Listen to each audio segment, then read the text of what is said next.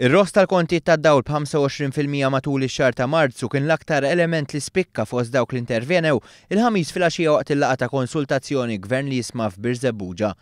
Fil-waqt li fisser din il-bidla l-power station li taħdem bil-gass bħala aktar ġid reali fil-pajjiż, il-Ministru tal-Enerġija Konrad Mizzi tkellem ukoll dwar is-sigurtà marbuta mal-power station tal-gass u arja aktar nadifa.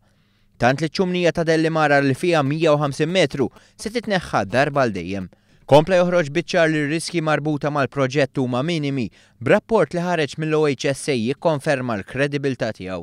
Tkellem ukoll il-professur Alfred Vella li ta' stampa ċara ta' riski marbuta mal-gass LNG u ħareġ li dan għandu ferm inqas riski marbuta meta kkumparat ma' fuel ieħor. Dan ma qalux biss il-Ministru u l-esperti iżda anke residenti minn Biżebbuġa u Marsaxlokk. Dikjarazzjonijiet li iżda jistonaw ma' dak li pruva tmexxi l-midja nazzjonalista fl-aħħar jiem. Il-Ministru żvela li se tingħalaq l-istruttura tat-tankijiet tal-31 ta' Marzu f'Biżebbuġa. Dwar il-possibilità ta' pipeline lejn Malta l-Ministru qal jekk din tkun sostenibbli dan jirriplejsja l-vapur tal-gass faċilment.